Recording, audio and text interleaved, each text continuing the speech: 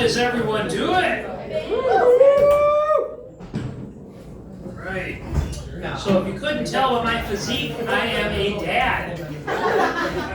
I have 3 kids at home. They range in height from here to here. I stopped keeping track of how old they are. Feels like it changes every year. So I get asked a lot what having 3 kids is like.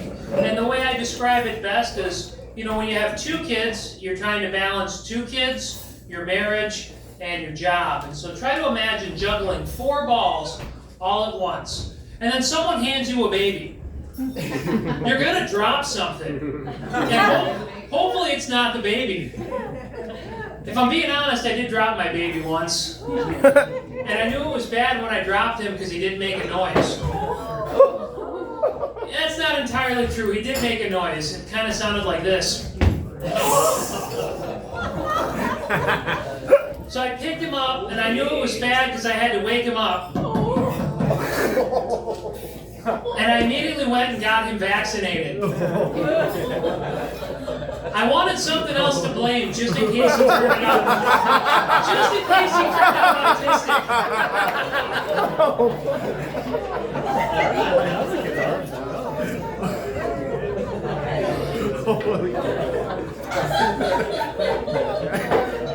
You guys are great over here. So the other day I got visited by a rabid raccoon in my backyard. It was a Saturday morning, a rabid raccoon. It was stumbling around, walking in a circle, kind of like a drunken Scrooge McDuck. And so I called animal control, and they said, it's not rabid, it just has distemper. And I said, how do you know it doesn't have dat temper? So she said, our field crews don't work the weekend. What you have to do is take your garbage can, put it over the raccoon, and put a rock on it. We'll be out on Monday. And so I said, all right, so on Monday you guys are going to come pick up the raccoon and nurse it back to health. And she said, oh no, distemper is fatal. But the good news is it's going to be 100 degrees this weekend. So on Monday we'll be out to collect the carcass. This didn't feel humane to me. And so I said, all right, can I just shoot it? And she said, it is illegal for you to discharge a firearm within city limits. And I said, all right, but, you know, what if I do? She said, that is a matter between you and the police. So I called the police next. And I explained the situation. I said, all right, raccoon backyard, what do I do?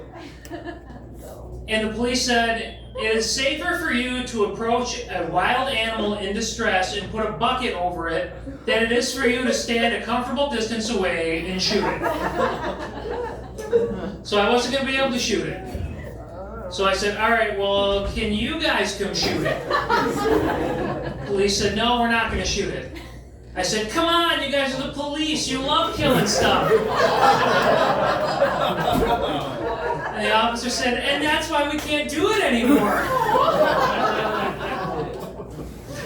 Fast forward later that day, I'm at an event where they have police working security. And I go over to one of the cops and I'm like, hey, here's the deal, raccoon backyard, well, what can I do? And the police officer goes, all right.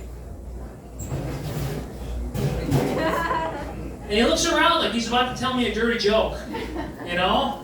And you're not going to get a dirty joke from me because I work clean, but if you come up to me after the show, I'll be at a bar, and then I'm just a guy at a bar telling dirty jokes. So the police officer is going to give me the secret, right? And he goes, all right, here's what you do. Call back and say the raccoon has become aggressive. That will give you probable cause and motive for self-defense. And now you can shoot the raccoon. But before you shoot the raccoon, you have to shout, "Stop resisting!"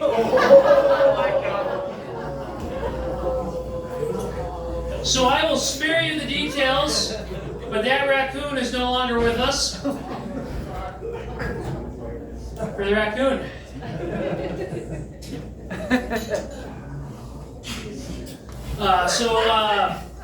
So like the raccoon earlier this summer, my grandma was given 12 to 24 hours to live. So I flew back to my hometown of Detroit, Michigan to say goodbye.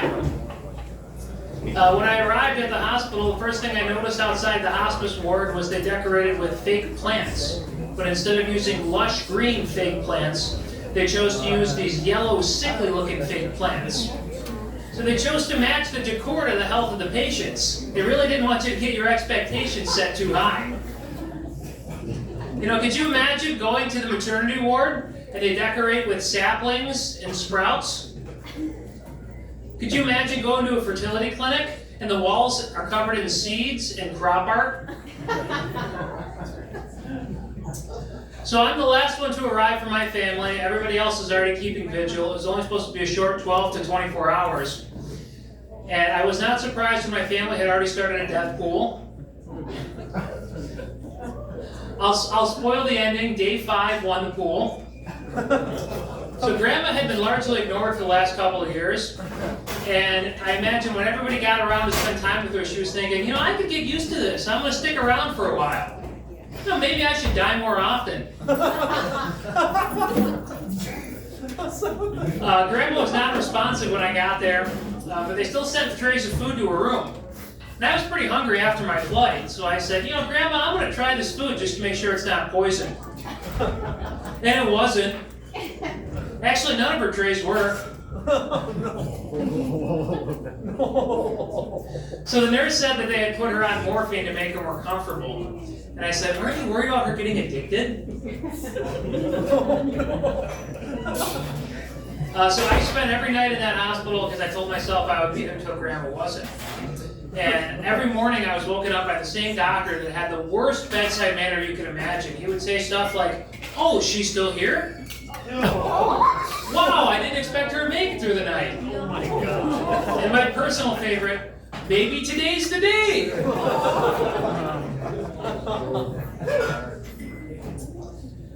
So on day 3, they stopped sending trays to her room, so I called down the kitchen to see if they could send some up. And they said she was cut off, or NPO in hospital slang. And I said, come on, she hasn't eaten for days. That didn't work, and so now we were both cut off. Grandma's favorite drink was amaretto liqueur, and so my cousins snuck a bottle in so we could have one last drink with Grandma. And at this point, the only thing we could do was take a sponge and dip it with water and dab it on her lips to keep her from drying out. And so I dipped the sponge in amaretto, and I know this is what Grandma would have wanted, because I said, Grandma, if you don't want this, speak up. No! Oh my God.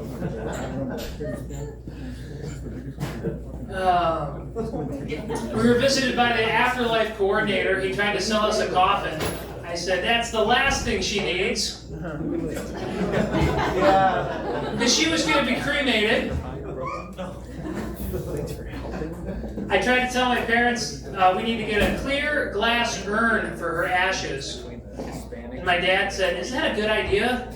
And I said, remains to be seen.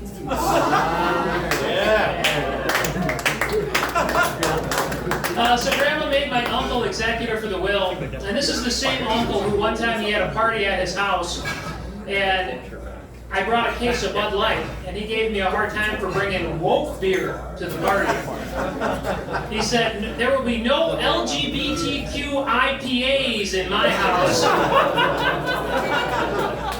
And I didn't want to argue with my uncle, but I think most of you will agree with me here when I say, Bud Light is not an IPA. Right?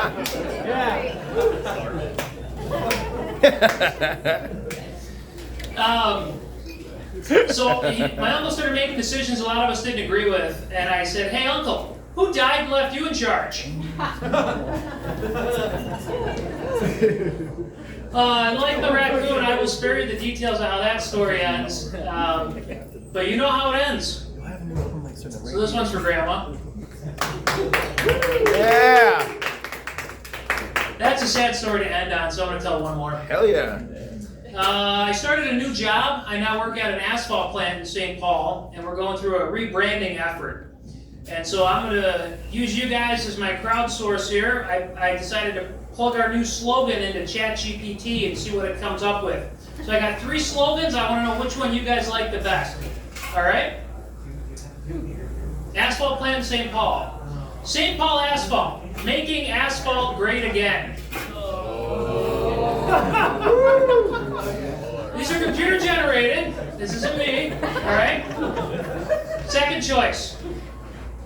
Build back better with St. Paul Asphalt. Jesus Christ. What do you think of that one?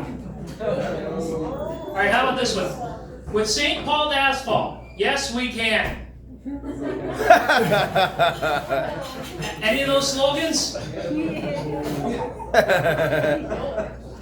All right, so those are all political slogans that ChatGPT came up with. So I said, give me another slogan that's not so politically motivated. And it came up with St. Paul Asphalt, quality is our recipe.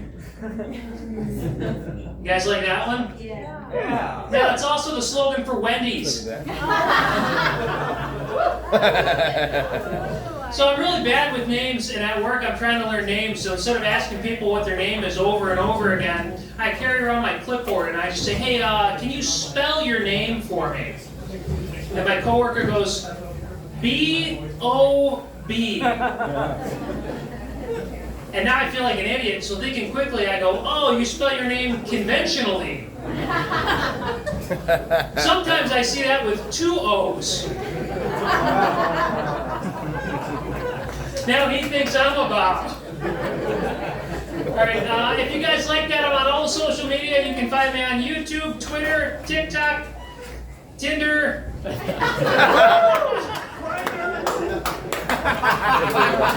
guys are laughing, but I promote the hell out of my shows. So Sarah, if you came, thanks for buying a ticket. My name is Chris Dedede. Thank you everyone. What's up, MJ? Captions?